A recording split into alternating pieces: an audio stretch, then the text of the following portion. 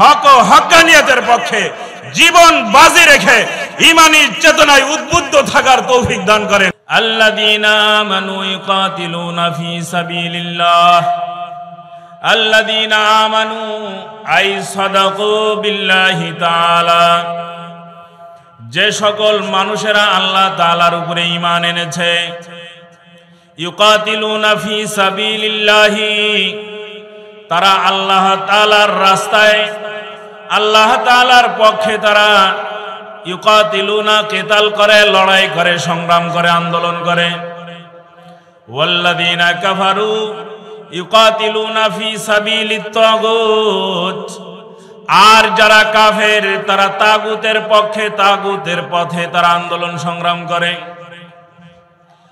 ফাকাতিলু আউলিয়া শাইতান, সুতরাং তোমরা আল্লাহর রাস্তায় সংগ্রাম করতে গিয়ে আউলিয়া শাইতান, শয়তানের পক্ষে, শয়তানের পক্ষের লিডারদেরকে তোমরা পর্যদুস্ত করবে। ইন্না কায়দা শাইতানি কানা দাঈফা, আর শুনে রাখো ভয় করার কারণ নাই, মানসিকভাবে হতাশ হওয়ার কারণ নাই। ইন্না কায়দা শাইতানি কানা দাঈফা, কেননা শয়তানের সকল কূটকৌশল, শয়তানের সকল ষড়যন্ত্র আল্লাহ তাআলার হিকমতের সামনে, আল্লাহর কৌশলের সামনে খুবই নগণ্য এবং খুবই দুর্বল। আল্লাযীনা আমানু ইউকাতিলুনা ফি সাবিলিল্লাহ, যেই শিশু জানে তার পিছনে তার বাবা দাঁড়িয়ে আছে, সেই শিশুর সাহস আর শক্তি অন্য শিশুদের তুলনায় একটু বেশি হয়ে থাকে। যেই মানুষ মনে করে তার উপরে আল্লাহর সাহায্য আছে, যেই মানুষ মনে করে তার পক্ষে আল্লাহ তাআলা ফেরেশতাদেরকে নাজিল করে রেখেছেন, সেই মানুষ বাতিলের সামনে, তাগুতের সামনে, শয়তানের সামনে কখনো দুর্বল হতে পারে না। ফাকাতিলু আউলিয়া শাইতান, কিছু মানুষ থাকবেই যারা শয়তানের পক্ষে, শয়তানি ব্যবস্থার পক্ষে, শয়তানি আধিপত্যের পক্ষে যারা সংগ্রাম করবে। আর কিছু মানুষ থাকবে যারা আল্লাহর পক্ষে, ইসলামের পক্ষে, দ্বীনে হকের পক্ষে যারা সংগ্রাম করবে। আল্লাহ তাআলা দ্বীনে হকের পক্ষে সংগ্রামকারীদেরকে বলতেছেন ফাকাতিলু আউলিয়া আশ-শাইতান, শয়তানের পক্ষে যারা থাকে তাদেরকে তোমরা পর্যদস্ত করবে। ইন্না কায়দা শাইতানি কানা দাঈফা, ইন্না কায়দা শাইতানি কানা দাঈফা, নিশ্চয় শয়তানের সকল কূটকৌশল, সকল ষড়যন্ত্রগুলো আল্লাহ তাআলার কৌশলের সামনে নগণ্য এবং দুর্বল। এই আয়াতের উপরে কমপক্ষে যেই মুসলমানের ঈমান আছে, এদেশের 90% মুসলমান দাবি করে আমরা আল্লাহ ও রাসূলের উপরে ঈমান এনেছি। কমপক্ষে এখানে যারা আমরা উপস্থিত হয়েছি, আমাদের দাবিও এটাই। কি বলেন? আমাদের দাবিও এটাই যে আমরা আল্লাহ ও রাসূল এবং আখিরাতের উপরে ঈমান এনেছি। আল্লাহ তাআলা আমাদেরকে ডাক দিয়ে বলেছেন আল্লাযীনা আমানু, যারা আল্লাহকে সত্যিকার ভাবে বিশ্বাস করে, যারা আল্লাহ তাআলাকে সত্যিকার ভাবে আল্লাহর উপরে ঈমান এনেছে, তাদের দায়িত্ব হলো ইউকাতিলুনা ফি সাবিলিল্লাহ, ইউকাতিলুনা ফি সাবিলিল্লাহি, তারা আল্লাহর রাস্তায় জিহাদ করবে, সংগ্রাম করবে, আন্দোলন করবে। ইসলাম একটা বিপ্লবী ধর্ম, ইসলাম একটা সংগ্রামী ধর্মের নাম। ইসলাম কোনো ব্যক্তিগত নির্জন, ইসলাম কোনো ব্যক্তিগত নির্জন এবং বৈরাগ্যবাদের ধর্মের নাম নয়। ইসলাম আধিপত্য বিস্তারকারী একটা ধর্ম। ইসলাম হলো আন্তর্জাতিক একটা ধর্মের নাম। ইসলাম হলো বিশ্বব্যাপী একটা ধর্মের নাম। ইসলাম এমন আইন কানুন আর এমন বিধানাবলী, এমন ব্যবস্থাপত্র বিশ্ব মানবতাকে দিয়েছে, যেই ব্যবস্থাপত্র সারা বিশ্বে কায়েম করা হলে সারা বিশ্বের মানুষেরা কেউ অধিকার বঞ্চিত থাকবে না। যদি ইসলাম এই বিশ্বে কায়েম থাকে, যদি এই ইসলাম দ্বারা সারা বিশ্ব পরিচালিত হয়, তাহলে বিশ্বে কোন মানুষ অধিকার বঞ্চিত থাকতে পারে না। এরকম মহান একটা ব্যবস্থা জীবন বিধান দিয়ে আল্লাহ তাআলা কোরআন ও সুন্নাহকে আমাদের সামনে দিয়েছেন। আর আমরা বিগত দিনের আমরা ধীরে ধীরে নিজেদেরকে সংকুচিত করতে করতে কোরআন ও সুন্নাহকে নিজের মাথার চুল থেকে নিয়ে পায়ের তালু পর্যন্ত সুন্নাহর ভিতরে আমরা সীমাবদ্ধ করে ফেলেছি। কথা বলেন ঠিক?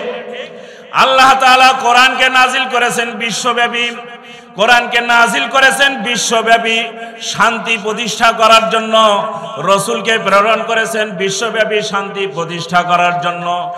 ওমা আরসালনাকা ইল্লা রাহমাতাল লিল আলামিন, ওমা আরসালনাকা ইল্লা রাহমাতাল লিল আলামিন। হে নবী, আমি আপনাকে সারা বিশ্বের শান্তির জন্যই প্রেরণ করেছি। শুধু মদিনার শান্তির জন্য নয়, শুধু মক্কার শান্তির জন্য নয়, আল্লাহর রাসূলকে বিশ্বব্যাপী শান্তির বিধান কায়েম করার জন্য প্রেরণ করা হয়েছে।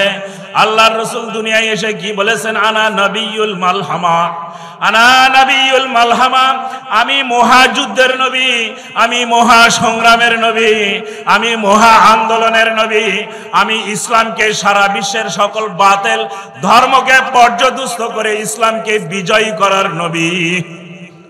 আল্লাহ তাআলা নবীকে প্রেরণ কেন করেছেন?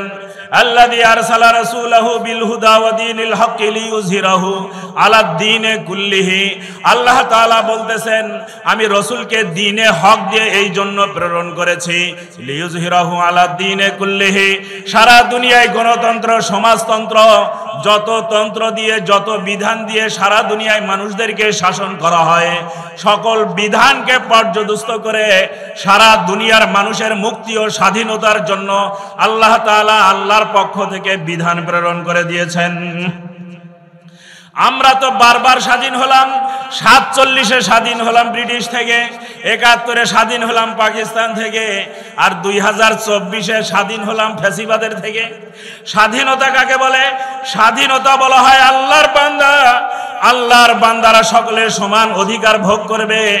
আল্লাহর বান্দারা এই জমিনে কোনো বাধা বিপত্তি প্রতিরোধ কোনো সমস্যা ব্যতিরেকে আল্লাহর বান্দারা মুক্ত স্বাধীনভাবে আল্লাহর ইবাদত করতে পারবে। স্বাধীনতা বলা হয়েছে, মানুষের স্বাধীনতা হবে এইভাবে, সমস্ত মানুষেরা সকল বাধা বিপত্তি ব্যতিরেকে নির্বিঘ্নে নিরাপদে শান্তির সাথে ইচ্ছামতো আল্লাহ তাআলার ইবাদত করতে পারবে। এই রকম নির্বিঘ্ন পরিবেশ যেদিন কায়েম হবে, সেই দিন মুসলমান স্বাধীন হবে।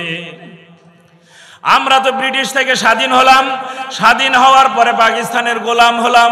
এটার নাম স্বাধীনতা না। স্বাধীন অর্জন করেছিল ওই সময় পাকিস্তানের যারা শাসক ছিল, ওই কয়েকজন শাসক মাত্র স্বাধীন হয়েছে। পূর্ব পাকিস্তান, বাংলাদেশ এবং পূর্ব পশ্চিম পাকিস্তানের জনগণ স্বাধীন হয় নাই। কেননা তারা ওই ক্ষমতার মসনদে বসে শিরক আর কুফরের আইন তৈরি করে মুসলমানদেরকে সেই আইন মানতে বাধ্য করেছে। অতবার যখন আমরা 71-এ স্বাধীন হলাম, এই বাংলার 7 কোটি মুসলমান স্বাধীন হলো। তারা বলেছিল আমরা স্বাধীন হলাম, আমরাও মনে করেছি স্বাধীন হলাম। আমাদের ঘাড়ের উপরে ধর্মনিরপেক্ষতাবাদের শিরকি মতবাদ কায়েম করা হলো। আমাদের ঘাড়ের উপরে কুফরি মতবাদ কায়েম করা হলো। আমাদের ঘাড়ের উপরে আল্লাহর উপরে আস্থা ও বিশ্বাস নামক এই স্লোগান দূর করে দেওয়া হলো। আমাদের দেশে নামাজের জামাতের উপরে আক্রমণ করা হলো, ইফতারের আসরের উপরে আক্রমণ করা হলো। আর মুসলমান মনে করলো আমরা 71 সালে স্বাধীন হয়েছি।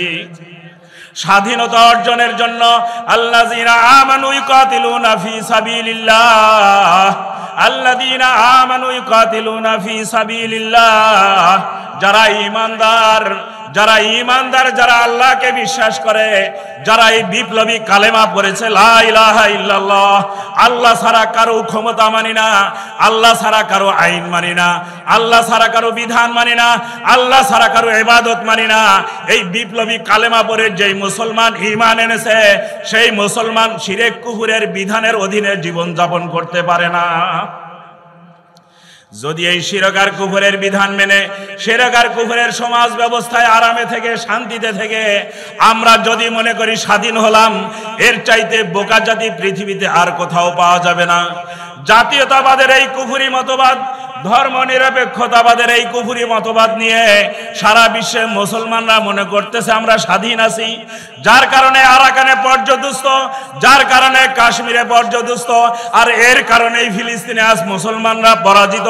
কেননা মুসলমান তার কালেমার চেতনার উপরে নাই, তার কারণে মুসলমানের সংগ্রাম ও আন্দোলনের পক্ষে, মুসলমানের জিহাদ ও কেতালের পক্ষে আল্লাহ তাআলার সাহায্যও নাই। আল্লাযীনা আমানু ইউকাতিলুনা ফি সাবিলিল্লাহ। সুতরাং মুসলমানদের নতুন করে সবক পড়তে হবে, এই মুসলমানদেরকে নতুন করে কালেমার চেতনায় জাগ্রত হতে হবে যে আল্লাহ তাআলার জমিনে আল্লাহর বিধান না আসা পর্যন্ত এ দেশের মুসলমান নিজেকে স্বাধীন ভাবতে পারে না। ইসলামের পক্ষে এই বিপ্লবের পরিবেশ তৈরি করার জন্য, মুসলমানের এই কাঙ্ক্ষিত স্বাধীনতাকে ছিনিয়ে আনার জন্য মুসলমানদেরকে ইসলামের পতাকা তলে সমবেত হতে হবে। ওই কুফর শিরকের পতাকার অধীনে সংগ্রাম করে মুসলমান জীবনেও গোলামি থেকে মুক্ত হতে পারে না।